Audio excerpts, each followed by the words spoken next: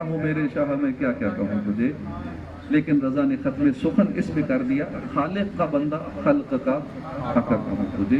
تو ذکر محبوب کی صرف میلاد کے مہینے تک محدود نہیں ہے، یہ سارا سال ہی ذکر محبوب یہ ہمارے دلوں کا چین ہے اور ہونا چاہیے، اس کے بغیر اور چارہ نہیں ہے کہ جنہوں نے دنیا میں کام آنا ہے، قبر میں، نزا میں، حشر میں، پل صراط پر، میزان پر، ہر جگہ جب بھی مصیبت آئے گی اس آقا نے کام آنا، تمہارا نام مصیبت میں جب لیا ہوگا میرا بگڑا ہوا کام بن گیا۔ ہر جگہ بگڑا ہوا کام بنے گا ان کے نام کی برکت سے۔ جب بھی کوئی پریشانی ہو، جو کوئی مسئلہ ہو، فریاد امتی جو کرے حال زار میں، ممکن نہیں کہ خیر بشر کو خبر نہ ہو۔ جو وہاں مدینے جا کے عرض کرتے ہیں ان کی تو سنتے ہی ہیں، جو مسئلے مسائل وہاں جا کے عرض کرنے ہوتے ہیں، ساری زندگی کے دکھ درد بیان کرنے ہوتے ہیں، وہ تو کر رہی ہیں، لیکن جو وہاں نہیں جا سکتے وہ یہاں رہ کے بھی کر سکتے ہیں۔ تصور مدینہ میں ڈوب جائیں، سنہری جالیوں کے سامنے خود کو حاضر کر لیں، گنبد خضرا کے سائے میں حاضر ہو جائیں، روزانہ تصور مدینہ کریں، روزانہ اپنی ساری باتیں حضور کی بارگاہ میں عرض کریں، سارے مسئلے مسائل جو اور کسی کو بتانے سرکار کی بارگاہ میں عرض کریں، تو انشاءاللہ واللہ وہ سن لیں گے، فریاد کو پہنچیں گے۔ اتنا بھی تو ہو کوئی جو آہ کرے دل سے۔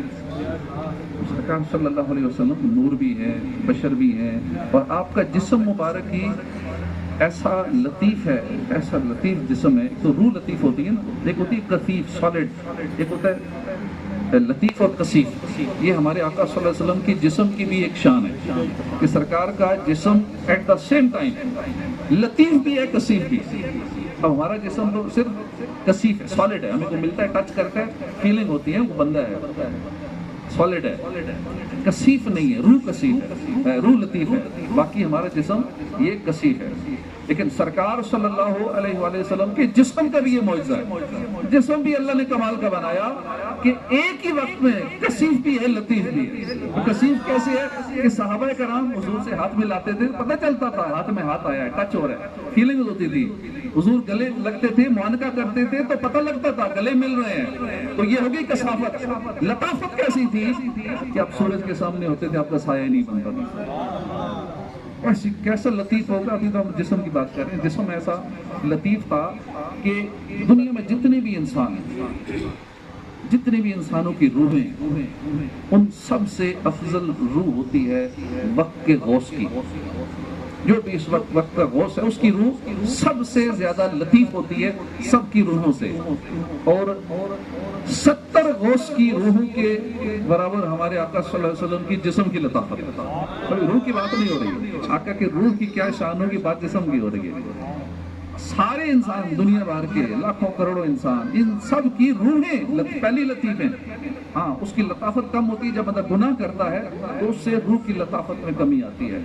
تو جتنی دنیا کے لوگوں کی روحیں ہیں ان سے زیادہ لطافت غوث کے، جو وقت کا غوث ہے اس کی روح کی ہوتی ہے، اور سرکار صلی اللہ علیہ وسلم کی جسم کی جو لطافت ہے وہ 70 غوث کے برابر ہے۔ آپ کے جسم کا یہ معجزہ ہے۔ اسی طرح آپ کے آنکھوں کا کمال، آپ کے ہاتھ مبارک کا کمال، آپ کے دیکھنے کی طاقت، آپ کے سننے کی طاقت۔ ہم یہاں سے پڑھتے ہیں، سرکار سن رہے ہیں، ہماری باتیں سن رہے ہیں، ہمیں دیکھ بھی رہے ہیں۔ قوت بصارت ایسی ہے، مدینے میں رہ کے جنت کو دیکھ لیتے ہیں، جہنم کو ملاحظہ فرما لیتے ہیں۔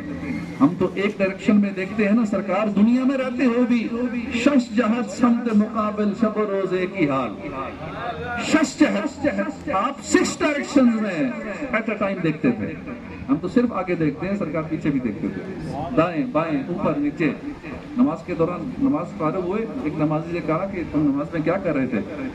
کیا سمجھتے میں صرف آگے دیکھتا ہوں، میں پیچھے بھی دیکھتا ہوں۔ تو سرکار اس دنیا میں رہتے ہوئے، چونکہ دنیا میں ڈائریکشنز ہے نا، باقی جو جہان ہے ان میں تو ڈائریکشن کی کنسیپٹ ہی ختم ہو جاتا ہے۔ اس کے بعد عالم برزخ ہے، وہ سمتوں سے پاک ہے، وہ بہت بڑا جہان ہے۔ مرنے کے بعد ہم نے وہاں ٹرانسفر ہونا ہے عالم برزخ کے اندر۔ روح نکلنے کے بعد جو قیامت اور روح نکلنے کے بعد یہ بیچ کا وقت ہوتا ہے، یہ عالم برزخ ہے، یہ ایک الگ سے نیا جہان ہے۔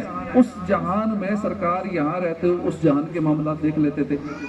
قبر کے پاس سے گزرتے ہوئے پتہ چل جاتا ہے اس قبر میں عذاب ہو رہا ہے، اور کیوں عذاب ہو رہا ہے اس کو بھی جانتے تھے کہ یہ بندہ یہ گناہ کرتا تھا، پیشاب کے قطروں سے نہیں بچتا تھا، یہ بندہ غیبت کرتا تھا، یہ بندہ فلاں گناہ کرتا تھا، اس وجہ سے اس کو عذاب ہو رہا ہے۔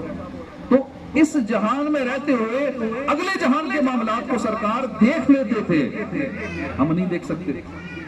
حالانکہ کئی قبریں ہیں جب بارش کی وجہ سے اوپر سے مٹی ہٹ جاتی ہے تو میت باز کا نظر آتا ہے، تو ہمیں تو کچھ بھی نظر نہیں آتا کہ بندہ جنتی ہے دوزخی ہے کیا، کیونکہ وہ اگلا جہان ہے، وہ عالم برزخ ہے، وہ عام بندہ نہیں دیکھ سکتا، لیکن سرکار صلی اللہ علیہ وسلم اس کو دیکھ لیتے ہیں۔ اب اس سے اگلا جہان عالم آخرت، سرکار صلی اللہ علیہ وسلم عالم آخرت کو بھی دیکھ لیتے ہیں، جنت کی نعمتوں کو، جنت کی چیزوں کو یہاں رہ کے دیکھ لیتے ہیں، جہنم کو یہاں سے ملاحظہ فرما لیتے ہیں، کس کو عذاب ہو رہا ہے۔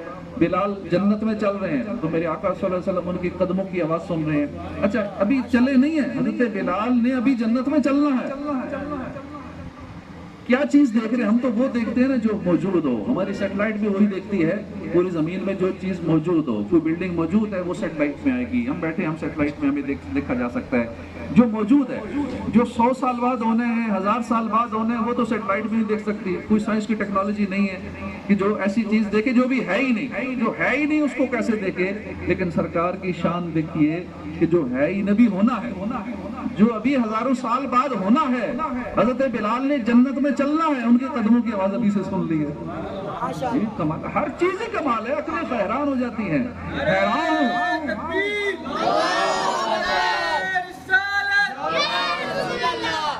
حیران ہوں میرے شاہ میں کیا کیا کہوں تو۔ اللہ پاک عمل کی توفیق عطا فرمائے، یہ محفل ہماری قبول فرمائے، حاضر ہونا اپنی بارگاہ میں قبول فرمائے، اور اس سے گھر میں رحمتیں برکتوں کا نزول ہوتا ہے، ہر ایک کو چاہیے اپنے گھر میں محفل سجائیں، تھوڑے بندے بلائیں، زیادہ بلائیں، کوئی نہ بلائیں، آپس میں گھر والے ہی بیٹھ کے محفل میلاد کر لیں، جو پکا ہے اسی پہ ہی میلاد شریف، کوئی میلاد کا لنگر اس کی نیت کر لیں، اس کی برکتیں آپ خود دیکھ لیں گے۔ اللہ پاک توفیق عطا فرمائے، وما علینا الا البلاغ۔